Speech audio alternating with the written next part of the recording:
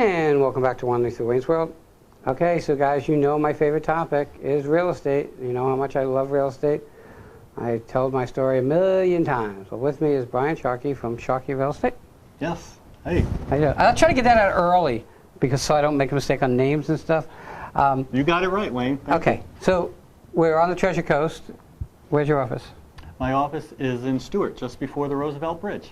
On the north side or the south side? It's on the north side. Okay, because it's really interesting that Stewart comes across that bridge and it's on both sides. What do you specialize in? I specialize in residential real estate, and I also do some business consulting. Okay, so why did you choose real estate? I mean, how'd you get into it? Well, I was a personal trainer for about 25 years in the Northeast, just outside of New York City. And when I moved down here back in '04, I thought I needed to make a change, and I thought I was going to be a business broker exclusively. Got in the business in '04, '05. Of course, you know the residential market was extremely hot, and kind of the rest was history. I started working for a broker and picked up some traction there. It's interesting because when, you know, a lot of people that walk in the door here, I really have no clue about anything they do, and he has his Realtor badge on, and it's always an interest to me because I love the topic and I love what realtors do. I think that people don't understand about real estate. I think they think that I can do it myself. Okay, why pay somebody? Mm-hmm. Their hands are always in the broker's pocket, and they don't realize that a realtor has certain talents and certain skills that you don't have. Not that you can't sell your house by yourself. Of course. But I can change my oil by myself, but I'm not doing it. Okay, you need a professional. Okay, so you get into real estate back in 2004 in that area. Mm-hmm. '05. Yeah. '05, and when did you open your own? I opened my own office in '09. I became a broker. How many salespeople do you have? How many associates? It's just myself. I have one assistant. I have independent contractors as part of my team to help provide the service. You know, it's interesting because there are offices that have hundreds of licenses, mm-hmm. and I look at that like a flea market that has the person that cleans your glasses or your jewelry, and then they put another person that does the exact same thing in the place, and they put another person because they don't care about how many people are there, but the pie is only so big of people that want it done, and you hurt everybody else by having too many. I've always worked by referrals and very high touch with my customers, so it hasn't been a volume thing for me. And my focus is always customer satisfaction because I work by the referrals that I get from the past business. What kind of properties? I mean, do you do all kinds of properties? You do high-end properties? You do waterfront properties? Luxury? I do quite a gamut of it. I do a lot of high-end. I got most of my experience by doing short sales, which became very low-end. That taught me all the dangers, all the pitfalls and problems of the transaction. Quite frankly, that's what made me really good. Okay, right. Well, what I do. In anything, it's the mistakes you make, it's the things that go wrong that get you to be an expert. It's not the things that go right. Correct. Because I talk about the fantasy market. And when the fantasy market started, everybody who was a garbage man, a librarian, planted tomatoes, became a realtor. And they worked at 40% to make 100% of the money. When that bubble burst, okay, they didn't want to work at 100% to make 100% of the money. So they became social media gurus, coaches, and everything else. Real estate is always going to be real estate. It's very cyclical. And you know, people are complaining, oh, I'm upside down in my house. You're not upside down in your house. Today you're upside down in your house. But you live in it, you got a roof over your head. In a year, 2 years, it'll catch up again. And people shouldn't be scared of where they're in and where their finances go. Let me ask you a question. What are people buying today? People are trying to right size. You know, over the last 4 or 5 years with the market, people are in the wrong size home. Mhm. You know, maybe you have a parent that's moving in with you or a newborn, and the home just isn't the right size. You have the wrong amount of bedrooms and bathrooms. So I'm finding that a lot of people are trying to make that shift. And of course, a lot of people are, despite the recent windstorm, coming down to Florida for the weather. Yeah. It's beautiful weather here. You know, it goes the other way too. You had 3 kids, 2 are off to college, you left 1 kid, you have 5 bedrooms. What do you do? What do you need them for? You know, my mom's 85 and we just moved her out of her 2-bedroom condo and put her in an assisted living where she has her own 1-room apartment. She didn't need it. All she had was her full stuff. Nobody went there. You really need to know where you should be, and that makes it right. And right, on the other side of the coin, you bring your mom to live with you. Mm-hmm. Okay, you got 3 bedrooms, 2 kids. Now you put the 2 kids together and put her. That's a very, very difficult scenario to deal with. Are people, because the mortgage industry took a hit and made it very, very difficult for a while, and I know that they've eased up restrictions. I want to buy a house. I come to you. What should I bring with me when I come to you? Well, when you come to me, and oftentimes you'll come to me before you have been pre-approved or pre-qualified by a mortgage broker, and we're going to discuss and talk about all the action plans. And of course, I'm going to direct you to a mortgage professional, because once they have pre-approved you, that gives me the marching orders to go out and help you negotiate as if you're a cash buyer. Because at the end of the day, the seller wants the cash at the closing table. Without a doubt. And we want to convince them, well, this buyer, when we get to the closing table, will get cash to you. Well, do you find more people than ever are buying with cash?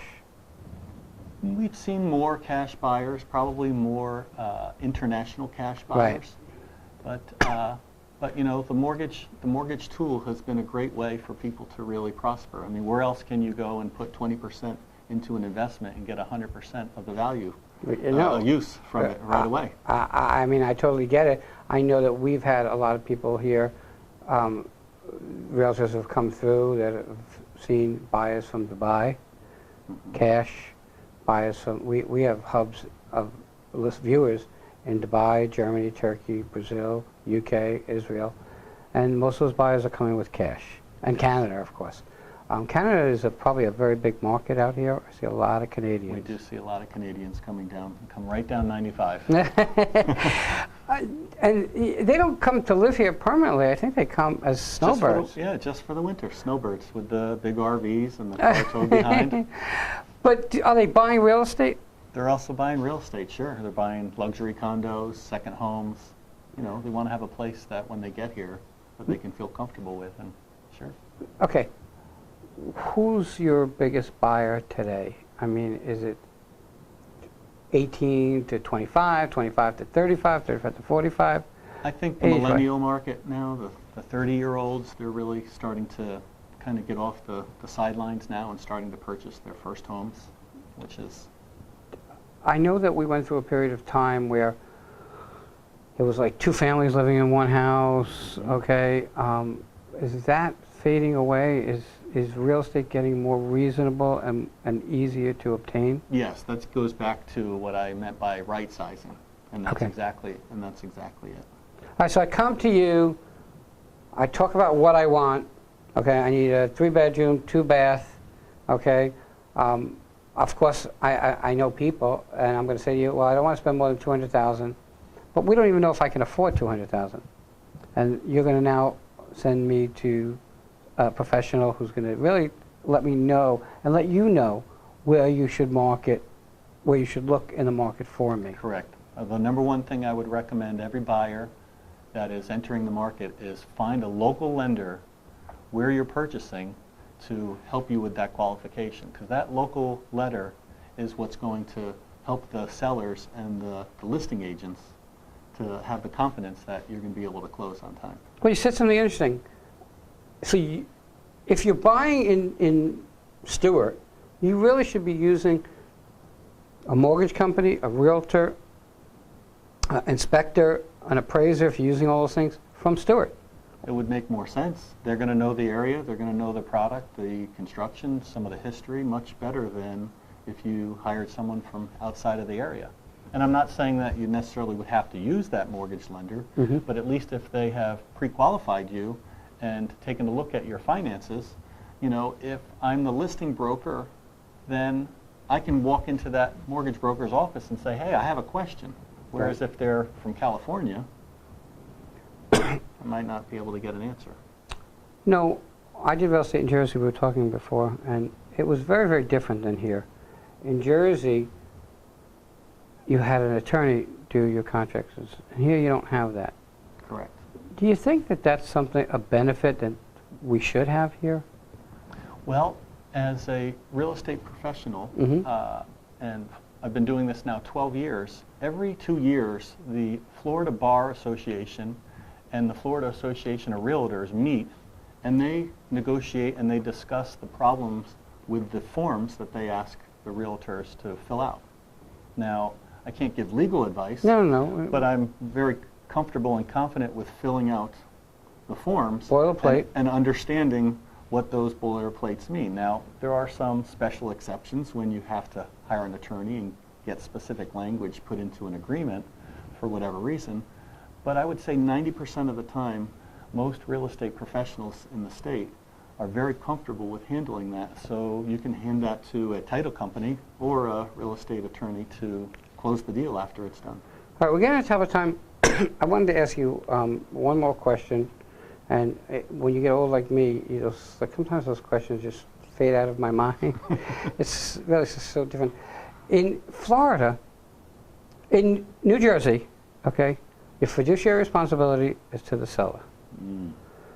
In Florida, there are selling agents and buyer agents and buyer-seller agents. How does that kind of fit in? There are 3 ways that a broker or real estate agent can represent you in the state of Florida.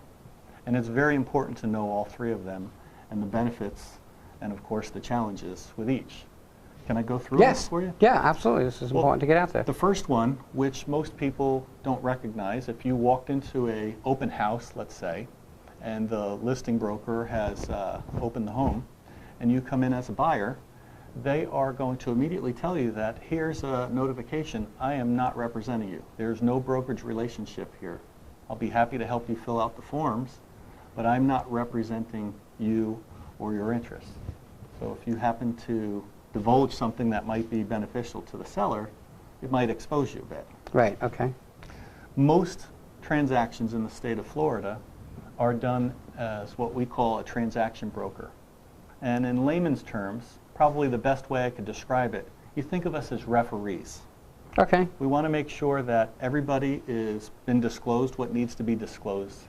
And of course, if you're focused on customer satisfaction, whether it's the buyer or the seller, regardless of what side, both brokers are going to make sure that everybody has been addressed all of their concerns. And that is what's called a transaction broker. When you start getting into high volume or high value homes or properties, oftentimes they will be a single agent. And a single agent is as if I'm representing you. So if you say, Brian, I want you to sign on and be a single agent for me, and I go over and tell the buyer, let's say you're selling, and I tell the buyer something that obligates you, you're obligated to it. On the same token, you know, I have more duties to you as well. Right. You know, in my life in real estate, the responsibility is to close the deal at something that becomes, for lack of a better word, a win-win. Okay?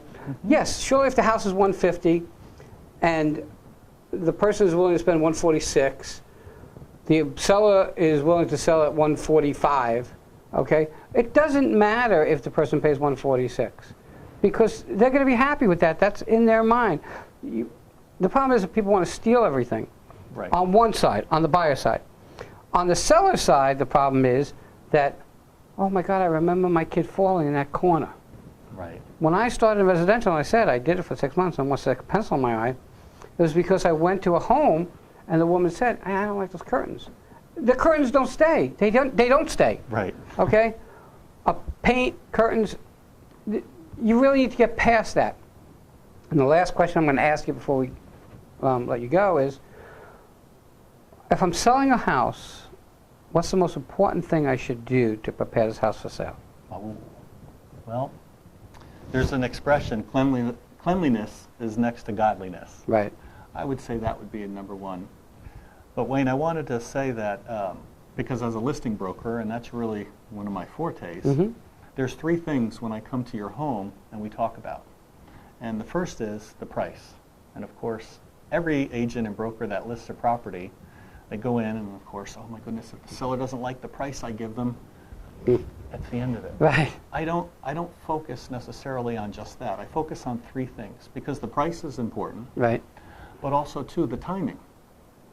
And we talked before about people right-sizing their homes. So if you have to buy and sell, that's where my expertise comes in, because selling the home at the right price on the right day is what really helps you. And that leads me to my third point, which is alleviating the heartache and the stress of the transaction. So always knowing what's going to come next for you has been very helpful for my customers. You know, I tell people, well, they're going to list a house, but they're already buying the other house. Every month that your house sits empty, okay, because you don't want to come down in price, costs you, I'm just going to pick an arbitrary, $1,000. Sure. So if it stays empty for 3 months, it's $3,000 off the $150 price that you didn't want to come off, and you carried it. Not only did you carry it, but it stayed vacant, and that's never good. A vacant home is never good. I like to start with the end in mind. So Okay. Wayne, you're going to sell the house for roughly this price. You're going to buy the next house for roughly that price, which will leave you this much money in your pocket when all is said and done. So if I can focus on the end in mind, then when we start, we can be successful. How do people get in touch with you, Brian? They can visit my website Okay. at www.sharkeyre.com, or you can call my office at 772-261-8888. Said everybody, you can never go wrong with real estate if you buy it with a realtor and you tell them what the facts are. They'll make sure that the whole thing comes out the way it is. If you think you can do it by yourself, I'm not saying you can't, but you'll come out so much ahead if you use a professional. You wouldn't do your own brain surgery. Just know that. With that, Brian, I want to thank you for so coming much, on. Wayne. Everybody, have a great day. We'll be right back.